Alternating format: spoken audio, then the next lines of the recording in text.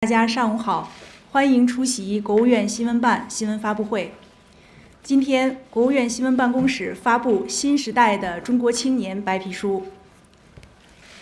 Youth of China in the new era today.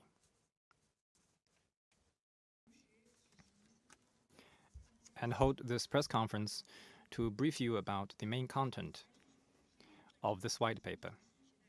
This white paper is a step to implement the Xi Jinping thought on socialism with China's characteristics for a new era. Over the past 100 years, Youth of China has made relentless efforts to achieve the goal of national rejuvenation. Since the 18th Party Congress, the CPC Central Committee with Comrade Xi Jinping at its core has taken great interest in youth-related work and rolled out a series of measures and policies to promote youth development. This white paper has presented the great achievements in China's youth development and the profile of the majority of China's youth.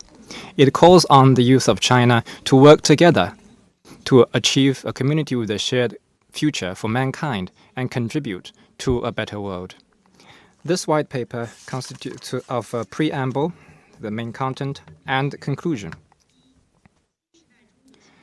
In the main body, it includes 4 parts. First one is the new era, great times with ample opportunities. Second, all-round development in the new era. Third, shouldering heavy tasks and responsibilities. And fourth, having a global vision and a strong sense of responsibility. The white paper is released in Chinese, English, French, German, Russian, and Arab, and Spanish. In order to help you better understand the composition and content of this white paper, we are pleased to invite the first Secretary of Secretariat of the Communist Youth League Central Committee, He Junke, and the Secretary of the Secretariat of the Communist Youth League Central Committee, Fu Zhenbang, to brief you about the white paper and take your questions. And I'll give the floor to Mr. He Junke. Ladies and gentlemen, friends from the media, good morning. I'm very pleased to brief you about youth development in China in the new era. First of all, on behalf of the Interministerial Joint Conference of the Medium to Long-Term Youth Development Plan Implementation and the Communist Youth League of China Central Committee, extend my heartfelt appreciation to all of you for your long support and care about youth development in China.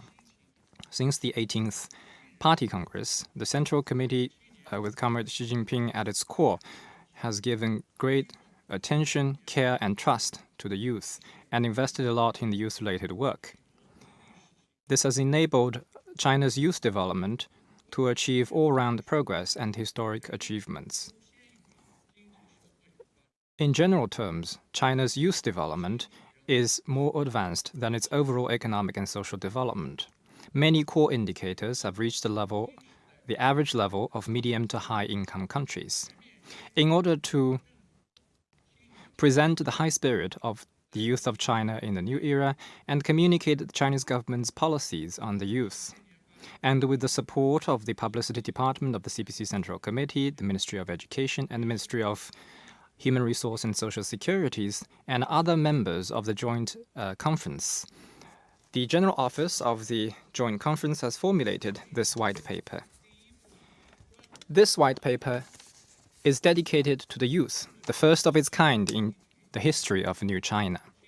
We have utilized the statistical monitoring system on youth development headed by the National Bureau of Statistics, leveraged the role of the experts under the Medium and Long-Term Youth Development Plan, incorporated the Statistical Monitoring Report on Youth Development, the Statistical Yearbook and the Blue Book on Youth Development, as well as other research outcomes.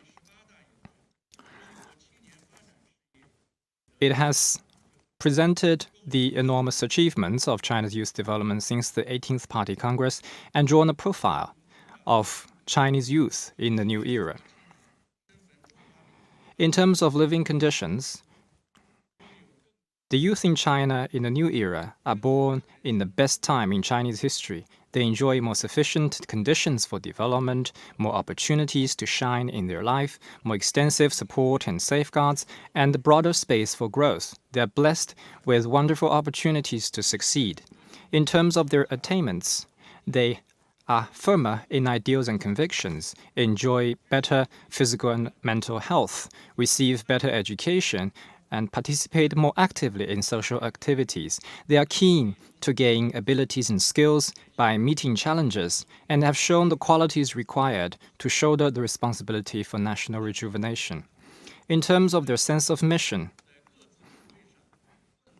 they are devoted and hardworking, doing their job, leading the charge in difficult situations and emergencies, sharpening their skills and will through community services, taking the lead in innovation and entrepreneurship, and spearheading cultural and ethical progress. They have demonstrated the character of not fearing hardships or challenges.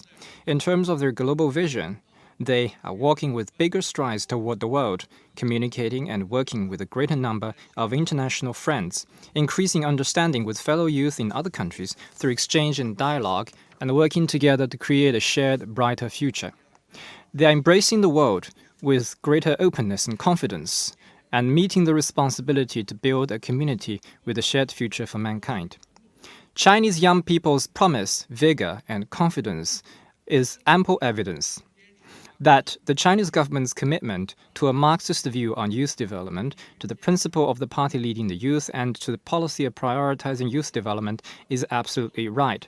That the CPC's leadership in the socialist system is the fundamental reason for China's historic achievements in youth development and its fundamental source of strength. At the same time, we are aware that in China, in the new era, our primary contradiction has undergone a profound shift, and the world is experiencing major changes unseen in a century. We are faced with new circumstances and new challenges in youth development, and there are a big number of pressing issues of great concern facing all social groups and sectors. That requires the collaboration, support, and understanding of all aspects of society. We will grasp the reality of China's development and national conditions, keep in mind the overall interest and long-term interest of Chinese nation, fully appreciate the key strategic role of youth, continue to step up policy support, and enable the youth to gain more inspiration and contribute more strength in the great process of national rejuvenation. In a few weeks, we will celebrate the 100th anniversary of the founding of the League. As a people's organization of forward-thinking young people under the leadership of the CPC, the League has always taken serving youth development as an important duty.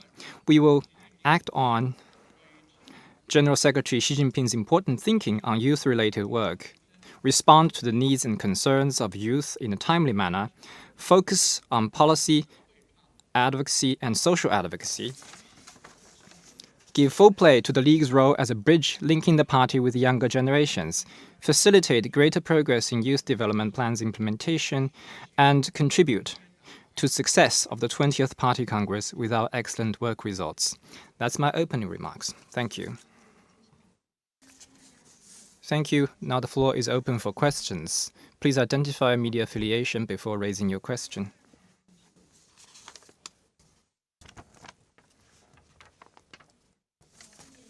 Thank you. CMG.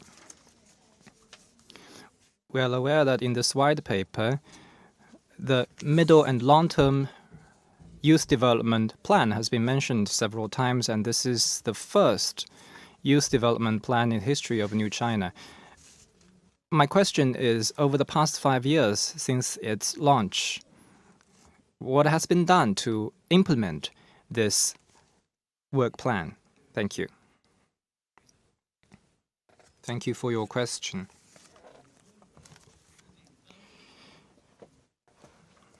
In China, the promulgation of a youth development plan is done under the personal involvement, care, and support of General Secretary Xi Jinping. This is a new thing for China. In the past, youth-related work is scattered in the portfolio of different departments. But this is the first time that we have integrated all the work and formulated a unified platform over the past 5 years under the care of relevant parties and institutions. We have achieved great progress.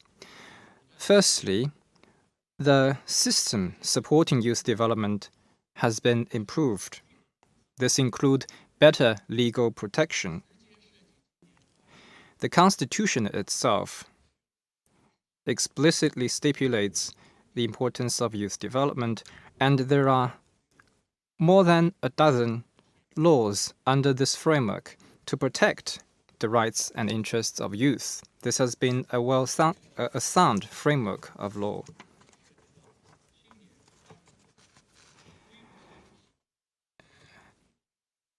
And also a system and framework for youth development plans has been established. Apart from the national level, provinces and other local levels have also formulated their own youth development plans. Even some prefecture level cities and counties have also worked out their own special plans. Another point under this part is that youth development has been incorporated into the system of 5-year plans. Now, provinces, cities, and counties have incorporated a special section on youth development in their respective 5-year plans and worked out a large number of concrete policies. According to our statistics, more than 80 important policy papers has been released on youth development by relevant national departments. That's the first part. The second part is that the coordinating mechanisms on youth development has been smoothened. At the national level, we have this middle and long-term youth development interministerial joint conference, and I am serving as the convener.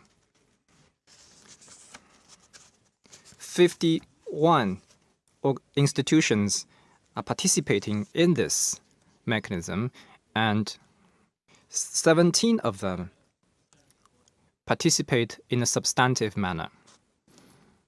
The rest of the membership will offer their support when needed. At the provincial, municipal, and county levels, there are also joint conferences on youth-related work headed by local party committee and government chiefs. The third part is that significant progress has been made in addressing the urgent needs of youth. In response to the youth needs on employment, education, marriage, old age support, and housing, we have kept in mind the local realities and rolled out a series of policies. Take housing as an example, which is a big challenge for the young people. Many provinces has taken pioneering steps. In Guangdong province, they have implemented a youth housing program, which helped more than 7,000 university graduates to have access to public rental services. Not long ago, Beijing has also provided 653 youth hostels, which are open to university graduates. These are concrete steps taken to help the young people. The League Central Committee has also played its role as a bridge between the party and the younger generations. Since more than a decade ago, we have established a mechanism for communication with MPC and CPPCC National Committee members to relay the messages from the younger generations to our deputies and members. The fourth part is that we have been exploring effective methods and means to implement the plan. And that is to say, we are integrating the once fragmented methods to make them more effective. In the last 2 years, we have conducted piloting programs in 417 counties and districts and selected over 90 cities to explore the construction of youth development-oriented cities. These cities are youth-friendly and can help them succeed in their life. All in all, over the last 5 years, the goal of initially shaping the policy framework and work mechanism for youth development with Chinese characteristics by 2020 has been basically achieved. But this is a long-term goal, and we will continue our efforts toward that target. Thank you.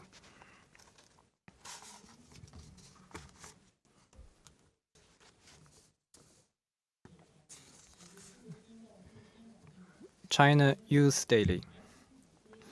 The white paper says that the Chinese youth in the new era are born in the best time, enjoys great opportunities, and enjoy well-rounded development. Could you brief about the major achievements of China's youth development since the 18th Party Congress? Thank you for your question. As you know, this white paper addresses the youth of China in the new era. So we would like to present the youth of contemporary China. In particular, since the 18th National Party Congress, the major achievements that China has made in youth development. Since the 18th National Party Congress, General Secretary Xi Jinping has given great care and support to the development of youth and made important instructions on work related to their development. There are several key features. First, market improvement in material conditions. As you know, GDP in last year has exceeded 110 trillion yuan. We are able to provide more material support for youth development. As you know, we spend more than 2 trillion yuan on R&D each year, more than 4 trillion yuan on investment in education.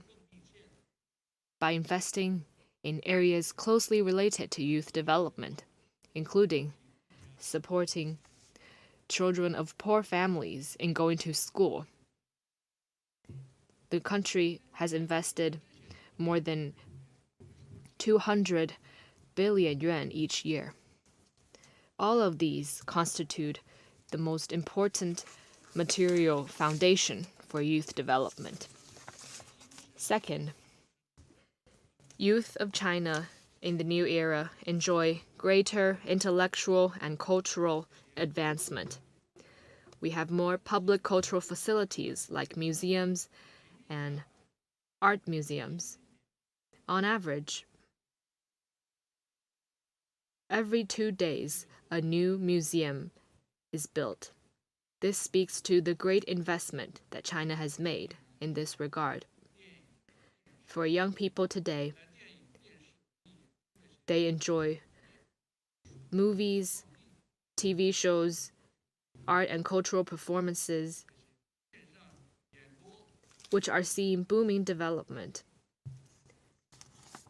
Other industries related to online broadcast, digital publication, and entertainment have also made great progress. In addition, now that transportation has been made a lot easier, young people can travel around more frequently. They have more opportunities to see more of the world. It's fair to say that they can go wherever they want. In addition, thanks to the rapid development of the internet, the young people have benefited enormously. If you look at the past, we have made big progress. Young people aged 20 to 29 are using the internet more and more. I'd say almost 100% of these young people are using the internet. But 10 years ago, the rate would be around 68% of them. And also at that time, back in those days, youth in rural areas had far less access to the internet. But now it's 100%, urban and rural. So all these have created good conditions for the intellectual and cultural development of youth. Third, young people are becoming healthier. If you look at their figure, the advancement is quite remarkable. We have been able to basically address the issue of malnutrition for young people. They are taller and stronger than in the past. If you look at youth aged 20 to 24, boys have grown 1.6 centimeters compared to a decade ago, and girls 1.5 centimeters. Both genders are also stronger or heavier. On average, they are within the healthy range of the BMI, so rest assured. It's a good thing that they're growing taller and stronger.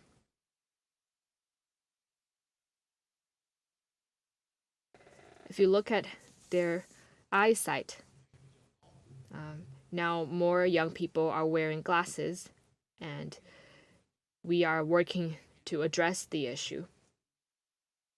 Because now they face greater pressure in work and life, mental health has also become an issue of much concern for all of us. But we can see that most of the young people now enjoy sound mental health. Certain difficulties and setbacks would only help them emerge stronger, and that is a good thing. Fourth, youth are receiving far better education. In 2020, the average education of newly employed people or youth have reached 13.8 years, which is equivalent to freshman or sophomore year in university. So higher education is now more accessible to more people. In 2021, the ratio of enrollment reached 57.8%. That's more than double of a decade ago. You see, in 2011, the ratio was 26.9%. So college education has entered the preliminary stages of being prevalent. So I'd say youth of China right now are enjoying better education than at any time in Chinese history. Fifth, they enjoy more diversified employment opportunities. My first point is that a great number of rural youth are able to join more advanced industries in search of job opportunities and to showcase their talent and capabilities. If you look at migrant workers,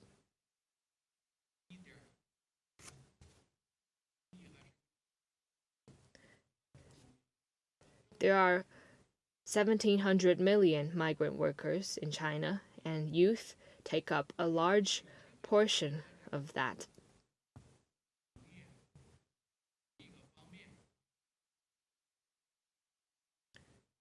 It also shows that agriculture has become better integrated with other advanced industries, and this is market improvement because a lot of work has been made. If you look at the services sector, young people have a lot more opportunities. They have more choices. There are more types of employment available. A while back, we were discussing the new types of employment that young people are engaged in. Some of them are self-employed. Some of them are working in newly emerged industries. So overall, they have more employment opportunities. As for employment of college graduates, China has attached great importance to work in this regard. This year, we're seeing more than 10 million college graduates. It's a good thing because it means that we have more highly educated young people. That said, they might also face difficulties looking for jobs. So this is where we need to put in more work. And over the years, if you look at the figures, more than 70% of college graduates are able to find jobs very soon, and 90% are able to find jobs by the end of the year. So these are the core areas related to youth development, and I'd say that China has made great achievements in these areas. And at the end of the day, all of these achievements are due to the strong leadership of the CPC Central Committee with Comrade Xi Jinping at its core, and due to the guidance of the Central Committee and the great strength of the socialist system. Thank you. Next question, please.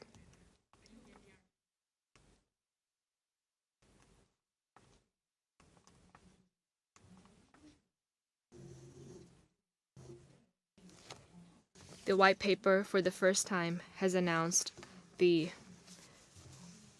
urban youth residence ratio, and I understand that you have put forward an opinion on the pilot program in this regard.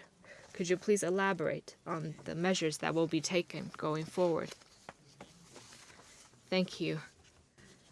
Mr. Fu will take this question. Youth come together because of cities, and cities thrive because of youth. In 2020, the ratio of youth residents in cities has reached 71.1%, and the figure is expected to grow. As China makes rapid advancement in urbanization, youth are the beneficiaries, and more importantly, they are the contributors and the driving forces. Building youth development-oriented cities is an important part of advancing new urbanization with people at the core. It is an important part of implementing the middle and long-term youth development plan. It is conducive to helping young people in their innovation and unleashing their creativity, as well as boosting the innovation and creativity of cities.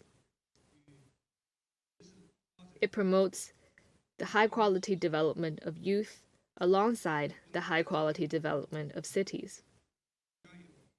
In our work, we have the following considerations. First,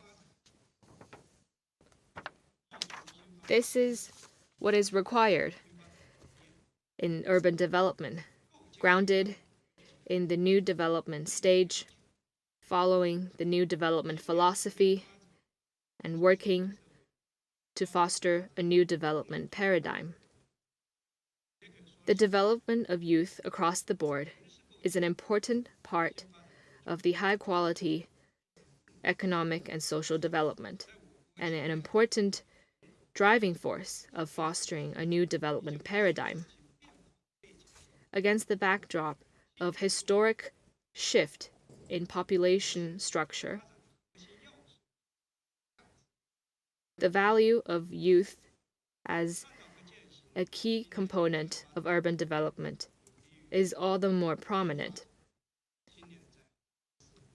We need to advocate the philosophy of prioritizing youth development so that they can play a greater role in urban development.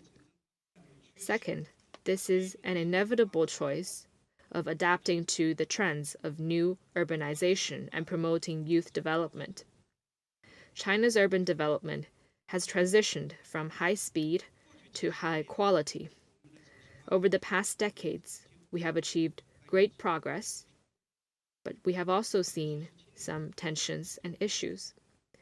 Cities are where youth are clustered or concentrated most.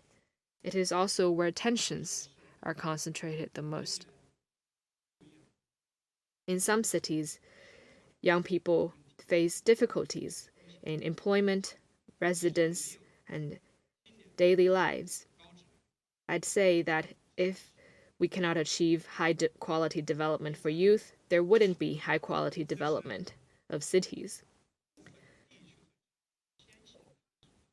Third, this draws on the conclusions of our pilot programs and explorations in some cities and regions.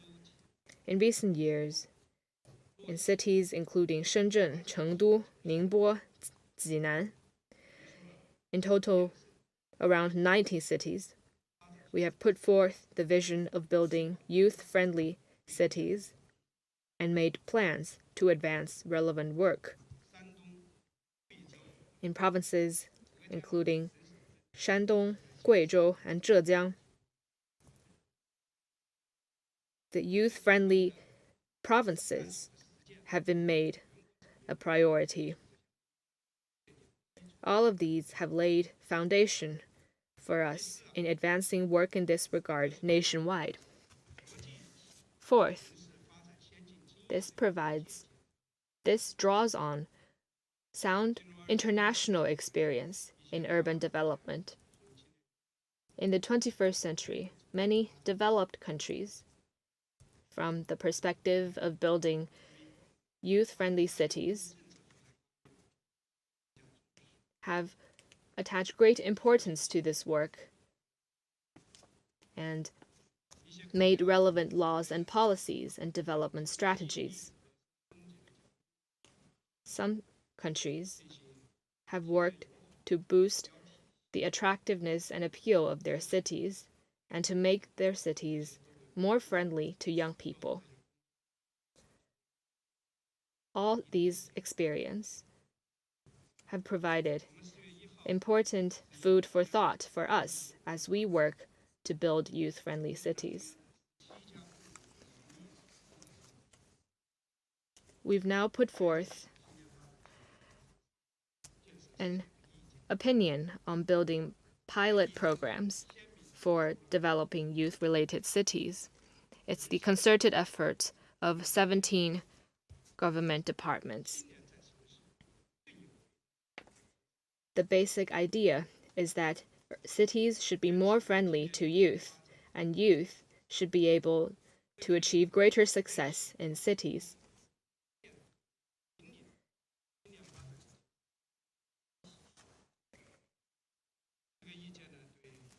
This opinion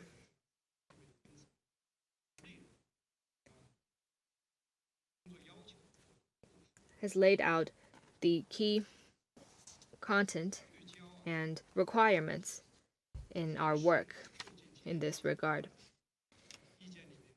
To promote high-quality development of youth, the opinion has laid out 7 key areas, namely the policy planning environment, the education environment, the employment environment,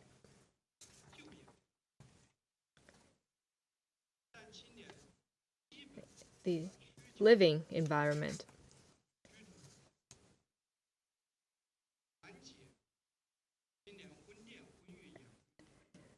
and the environment in terms of marriage, child rearing, and elderly care. A sound environment conducive to physical and mental well-being, and a safe environment that protects the rights and interests of youth.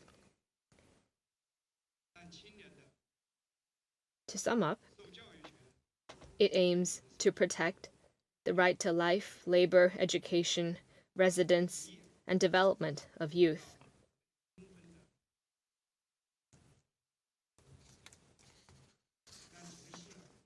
It aims to make cities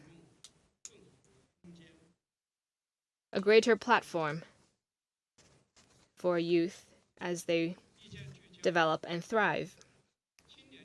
The opinion focuses on helping young people succeed and have put forth 5 points in this regard. Namely, to mobilize youth in spearheading cultural and ethical advancement of cities, in innovation and creativity, in achieving greater success in their jobs, in participating in social governance in an orderly manner, and in promoting the elevation of living standards. In other words,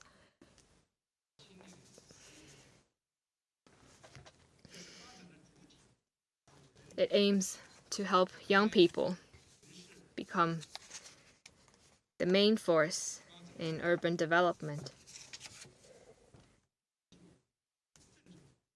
and to contribute to the advancement of cities on the political, cultural, and other fronts, and to showcase their talent and make their contribution.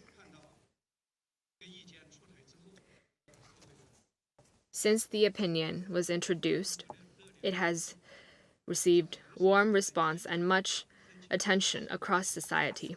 A lot of cities have applied to become the pilot areas. We find these cities very wise because if you win over youth, you win over the future, so to speak. As we advance our work, we will not take a one-size-fits-all approach. We will give full consideration to the realities of different localities and advance the work step by step. We also encourage non-pilot cities to become actively involved. We hope that by piloting the program for 2 years, we will have several dozen cities that take the lead in exploring this work and to accumulate some applicable outcomes in making cities more friendly to young people as they receive their education, find jobs, build a home, and raise their family. In this way, young people will be able to play a better role in contributing to the development and innovation of cities. We understand that this work would take time, and we hope that our friends from the media and across society could offer your valuable suggestions and input. We hope government departments at all levels could give high priority to the work and to step up organization so that our cities could become more friendly to young people. We believe that as the opinion is implemented more effectively and as different cities explore best practices, we will be able to see thorough and effective implementation of the middle and long-term youth development plan, and that concrete results will be achieved.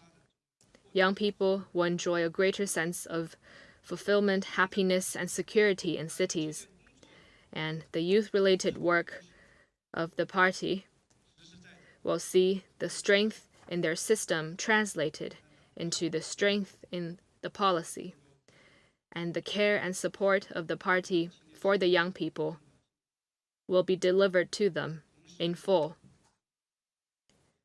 In the meantime, in the new development stage, the high-quality development of cities will see a new track forward.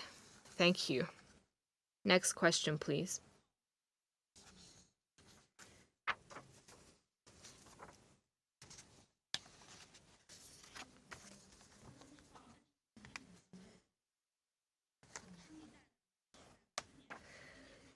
The Z generation like to share and express their opinions. They have become a key group on the internet. For the Chinese young people, what suggestions would you have to help them make their choice between lying flat and striving and leaning in? Thank you. Thank you. I'll take this question. In the past few years, we have seen this discussion of lying flat, being carefree, and other key phrases. As you mentioned, the League focuses on youth-related work, and we have done a lot of studies on this, and I'd like to share some of the results and findings. We find that those who choose to lie down is a very small minority, and those who strive for success is a big majority. And our studies on cultural and ethical progress are conducted several times a year. And we find that the mainstream view of the youth in China is that one has to work hard and strive for success, and that success is earned through hard work. Many of them are optimistic about their future. So the key phrases that you mentioned are a playful way to ease their anxiety. What we need to take really seriously is the real reason behind the emergence of these phrases. We are aware that facing the population structure and the fierce competition in society, our youth face big and real pressure in work and life. In face of major decisions and choices in life, they are sometimes puzzled and anxious, and sometimes feel that they have lost their direction. Such phenomenon existed in the past, and in the last couple of years, the Chinese government has adopted a series of policies to address the youth's difficulties in education, employment, marriage, and raising their families, and worked relentlessly to break the barriers for young people to succeed. In this, we are moving on the right track. On the other hand, we need greater attention from the society to the mental health and well-being of young people. Some of them who have long been under pressure and anxiety could falling mental illnesses. Some of these such pressure could come from their families, their peers, or their parents. If one wants to succeed without working hard, without striving for it, you will find this very elusive. All achievements and success in life has to be earned through hard work, and the process of striving for the success itself is a happy one. We all need to take General Secretary Xi Jinping's words very seriously and reflect upon them. Thank you. China Review. During the Beijing Winter Olympic Paralympic Games, the young people have given great support to making these events a great success. I'd like to ask, what are the new features and spirits exhibited by youth in China in the new era? Thank you. I'll take this question.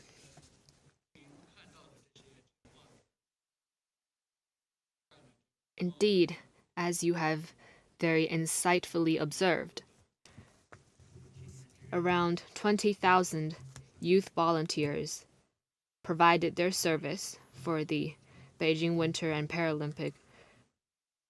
Olympic and Paralympic Games. It was no easy work. Some of them spent 70 and 80 days in the stadiums, and they worked tirelessly. I'd say that they have demonstrated a strong sense of dedication and devotion, and their outstanding performance has won the high praise of the International Olympic Committee and people across society. People of different age groups often have different perceptions of other age groups. There were talk of how the post-80s generation and the post-90s generations and the millennials would behave. There were doubts about whether they could rise up to the responsibilities required of them. But the way we see it, as General Secretary Xi Jinping stated, youth of China are the most vibrant and creative group. We feel very prominently that the young people of today are firmer in their ideals and conviction. They show love for the leader of our party, confidence and trust in the path of socialism with Chinese characteristics. We feel all this constantly. They have a clear understanding and belief in the future of China. International surveys show that the Chinese youth exhibit the most confidence and trust in their party and government. The figures are 80 and 90%, and we lead the world in confidence in the party and government. This is Chinese youth. They not only believe this, they have also put it into action. They have chosen to serve in villages in rural areas. Some of them have pioneered technological innovation. Some of them have devoted themselves selflessly to jobs in all walks of life. We are constantly in awe of their conviction. Secondly, they have become much better educated. As I've just mentioned, the ratio of college enrollment has exceeded 57%. It means that a lot of young people have the opportunity to receive higher education. We know that a lot of young people have chosen to further their education while working, including receiving a college education and attending other programs. I think these are all very good ways to keep themselves fulfilled. Third, and also they are very creative. In the key traditional industries, we are seeing an emerging number of excellent talent, young talent.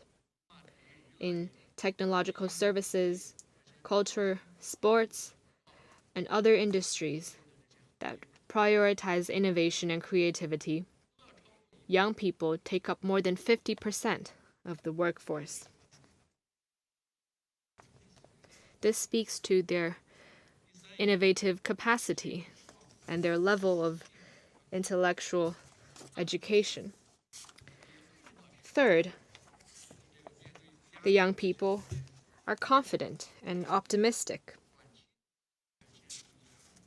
Indeed, they might have doubts and concerns for the short run, but after they've emerged successfully from them, they become more resilient. They are confident and they're able to adapt to the realities of society mentally. We have conducted interviews in this regard, and the result is that more than 80% of the young people, actually 88% of the respondents, said that they are able to manage their emotions. These are very fine qualities. Fourth, they have been brave to shoulder their responsibilities.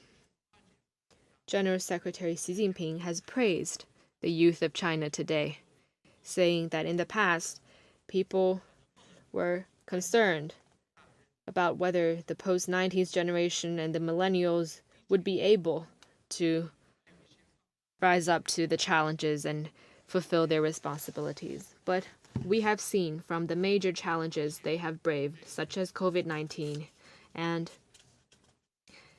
on the frontiers of China, that young people in China today are able to fulfill their responsibilities, whether in the communities, serving the people, or helping ensure the smooth functioning of cities, from delivery guys to hailed car drivers. They are fine examples of devoted and dedicated young people fulfilling their social responsibilities.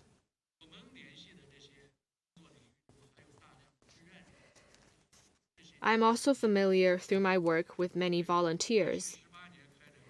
For 18 years straight, some young people have carried out a support program for Western China. More than 400,000 young people have contributed their service over the past 18 years. They not only have high moral standards, but also great capabilities, and through such experience, they have only grown in their abilities. We have also established an information database of young volunteers, and now there are more than 90 million registered.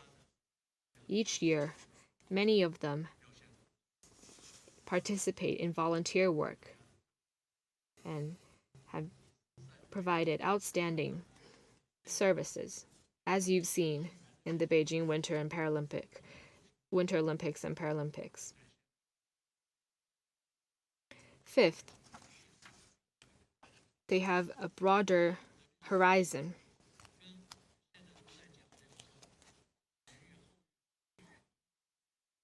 We talk about different cultures today, and the young people have far greater knowledge of different cultures, I would say, than the older generations. They have a broad vision. We know that each year, several 100,000 young people study abroad. The figures may have been affected by COVID-19 in recent years, but overall, the figure is still pretty great. And they're able to get to know the situation around the world through the internet every day. In addition, we also have several 100,000 foreign students studying in China, which also helps our students get to know the outside world. So through such experience, they're able to have a more objective view of China's relations with the world. So I'd say that the characteristics of youth of China today are fine. We should show our full respect for their qualities and help them succeed. Thank you.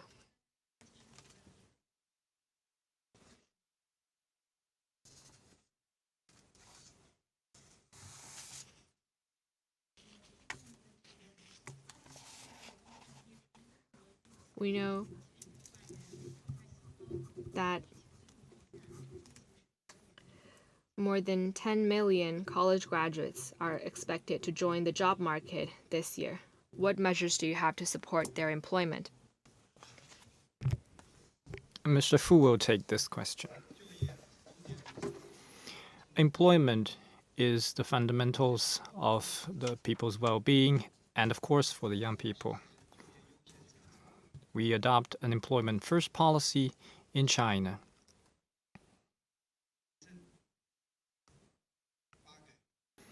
The Ministry of Finance, the NDRC, the Ministry of Education, and Ministry of Human Resource and Social Security, as well as other relevant departments, are working hand in hand to promote full employment among the youth. The League, based on our own functions, has also done our bit to contribute to that. Facing this year's high pressure on employment, our government has increased financial policy investment to address it. The relevant departments has rolled out relief policies for businesses, for market entities. The great efforts are demonstrated in various programs, such as the Western Development Program, and to increase the capacity to accommodate the increase of university graduates and create jobs for them. A lot also has been done to provide public services to university students.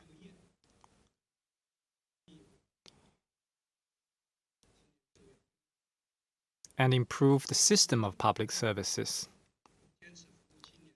On our part, the League has leveraged its organizational advantage and focused on the following 4 areas of work. First, encourage the youth to have a positive view on employment, career choice, and striving for success. About a year ago, we published a book called Comrade Xi Jinping and University Students. And this year, we released an additional book including extra stories on his interaction with university students. And that offers a good depiction of the stories about the choice of university students to lead their path to success.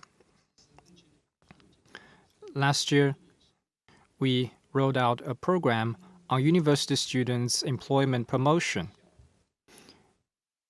which gave emphasis to university students from low-income families. This year, we have mobilized league organizations at various levels, especially in universities and colleges.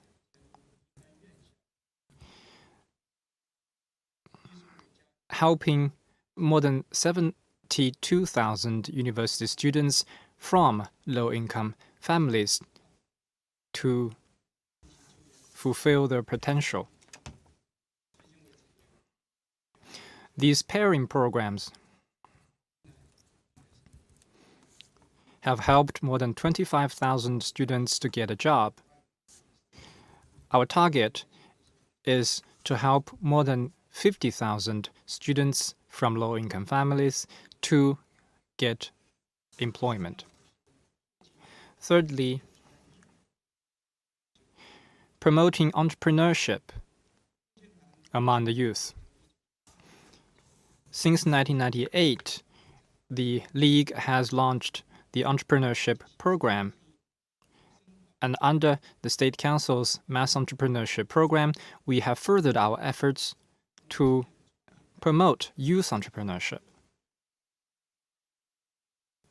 encourage them to start up their own businesses with a focus on university graduates and graduates returning to their hometowns. Fourthly, protecting the lawful rights and interests of youth looking for jobs. On one hand, we are working with relevant departments on policy advocacy to protect lawful interests and rights of this group of people. On the other hand, we provide help to those who have faced difficulties or unfair treatment in looking for a job. And this includes legal assistance, counsel, and other services to protect their lawful rights and interests related to employment. I believe with the great importance attached by our government, with the support of the various aspects of society, and with the hard work of the youth of China themselves, our young people will succeed and reach the potential of their talent. And they will be able to lead a wonderful life and contribute to China's national rejuvenation. Thank you. The last question, please.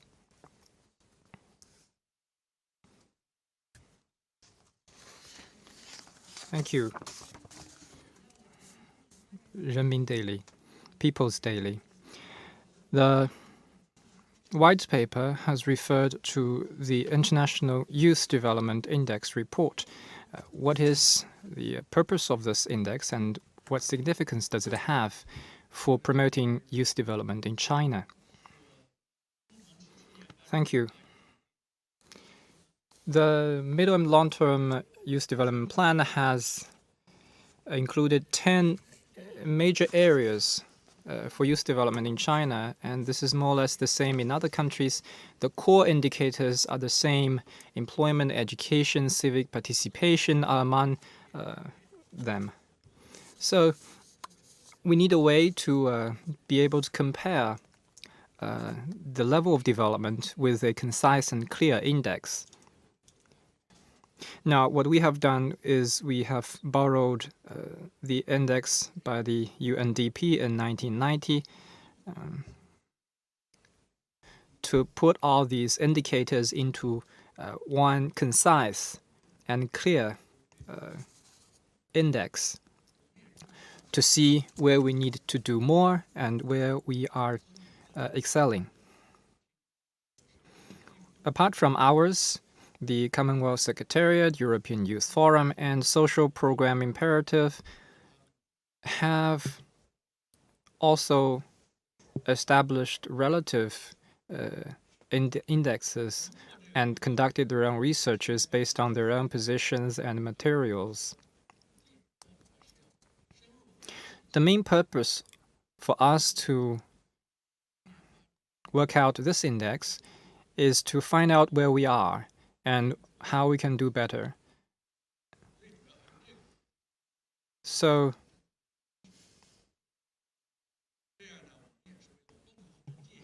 we also need to know the policy and institutional drivers behind youth development, and hopefully can learn from other countries in this area. Since February last year, the League, together with Tsinghua University and Peking University and the China International Youth Exchange Center, have formed a joint research group and produced an International Youth Sustainable Development Index Report 2021, which was released last year in December. After its release, it has caught wide attention and received positive appraisals. This is the first official result of China's comparative studies on youth development and is groundbreaking. We have selected 5 Tier 1 indicators and 17 Tier 2 indicators. Mainly including health and well-being, education and culture, employment and entrepreneurship, family and society, and civic participation. We utilized the openly accessible data across the world, and on that basis selected 85 countries to be included in the ranking.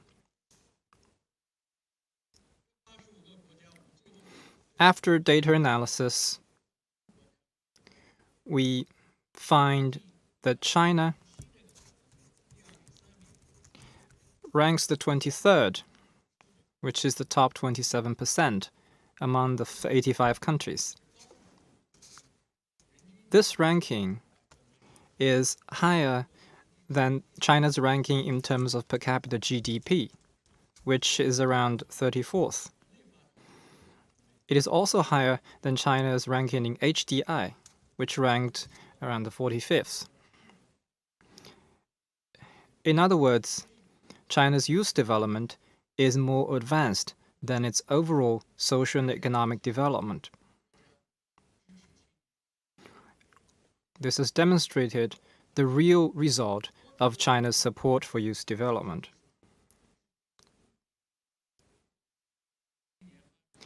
An important reason for this is the unique strength of our system.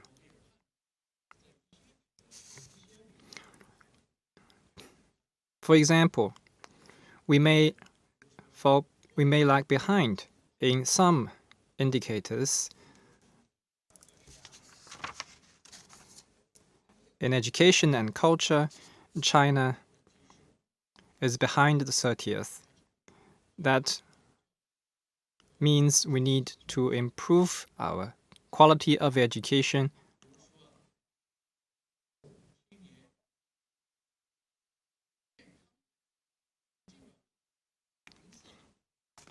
And in terms of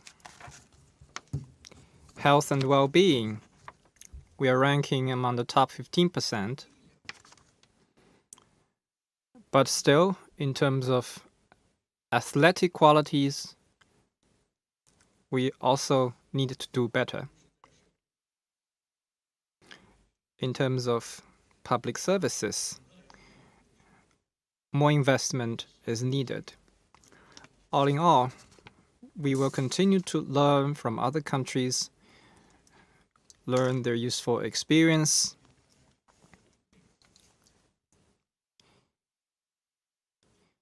In this sense, this index can help make our youth development-related work more effective.